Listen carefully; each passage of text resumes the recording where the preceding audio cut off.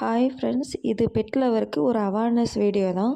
ஏன்னு கேட்டால் நிறையா பேருக்கு தெரிய மாட்டேங்குது. நாய் வந்துட்டு எல்லோ கலரில் வாமிட் பண்ணாலோ, சாப்பிடாம 2 நாள் தொடர்ந்து இருந்தாலோ, ஒரு மாதிரியாக பாத்ரூம் வந்துட்டு லூஸ் மோஷனாக போய் பிளாக் கலரில் மாறி ரிட்டன் வந்து அது ரொம்ப ஸ்மெல் எடுத்து திரும்ப ரெட்டிஷாக மாறி தண்ணியாக மாறுற வரைக்கும் நம்ம யாருக்கும் தெரியறதில்ல. அது ஒரு வைரஸோட அட்டாக் அப்படின்னு சொல்லிட்டு. இப்போது நம்ம மேக்ஸிமம் இருக்கிற எல்லாருமே என்ன அது ஏதோ ஒரு உடல்நல குறைபாடில் சாகிற ஸ்டேஜுக்கு வந்துருச்சுன்னு நம்ம நினைக்கிறோம்.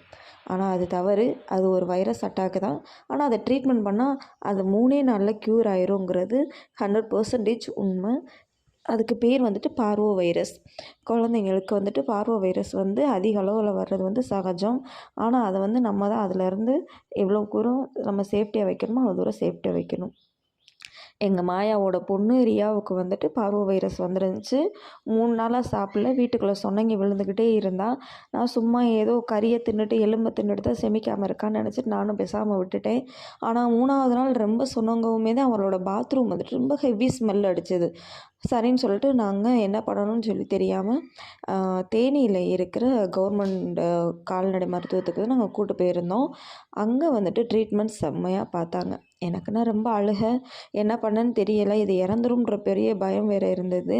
ஸோ அதனால் என்ன பண்ணேன்னு தெரியாமல் நாங்கள் வெட்னரி ஹாஸ்பிட்டலுக்கு நாங்கள் கூட்டிகிட்டு போயிட்டோம். அது வந்து காலேஜும் சேர்ந்து ஹாஸ்பிட்டலும் சேர்ந்து வச்சுருக்காங்க. வர்ற எல்லா பெட்டுக்கும் வந்து இது மட்டும் கிடையாது. பெட்டாக இருந்தாலும் சரி, மாடாக இருந்தாலும் சரி, ஆடாக இருந்தாலும் சரி, கோழி எல்லாமே கொண்டு வராங்க. அவங்களுக்கு செம்மையாக ட்ரீட்மெண்ட் பார்த்து அவங்க வந்து க்யூர் பண்ணி அனுப்புகிறாங்க.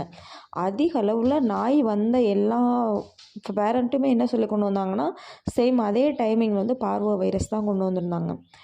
நாங்கள் ரியாவை கொண்டு போகும்போது ரியா ஏதோ எங்கள் அளவு மற்ற நாய்களை கூட கம்பேர் பண்ணும்போது எங்கள் அளவுக்கு நாங்கள் சொன்னோம்னா அது ரொம்ப கம்மியான அளவில் தான் அவன் வந்துட்டு அஃபெக்ட் ஆகிருந்தான். ஆனால் ஒரு டாகெல்லாம் ஹெவி சீரியஸ், ஒரு ப்ளீடிங் வந்துட்டு ரொம்ப தண்ணியாக போகிற ஸ்டேஜில் வந்துருந்துச்சு. ஆனால் அதவே ரெக்கவர் பண்ணி கொண்டு வந்துட்டாங்க. ஆனால் நம்ம ரியா வந்துட்டு அப்போ தான் வந்த உடனே அவளுக்கு டெம்ப்ரேச்சர் பார்த்தாங்க. உடம்புல இந்த இடத்துல வந்துட்டு வேறு ஏதாவது ப்ராப்ளம் இருக்கான்னு சொல்லி செக் பண்ணாங்க. மூக்குக்கிட்ட வந்துட்டு ஸ்க்ரப் பண்ணி எடுத்து அதோட ஸ்கின்னை டெஸ்ட்டு பண்ணாங்க. இவ்வளோ டெஸ்ட்டு பண்ணி முடிச்சுட்டு இதுக்கு ரிசல்ட் நாங்கள் கண்டிப்பாக வந்து நாளைக்கு தான் சொல்ல முடியும். இன்றைக்கி நீங்கள் வந்துட்டு பார்வோ வைரஸ்க்கான நீங்கள் ட்ரீட்மெண்ட் மட்டும் ஸ்டார்ட் பண்ணுங்கன்னு சொல்லி அவங்களே ஸ்டார்ட் பண்ண ஆரம்பிச்சிட்டாங்க. இன்ஜெக்ஷன் போட்டு ஆரம்பிச்சிட்டாங்க.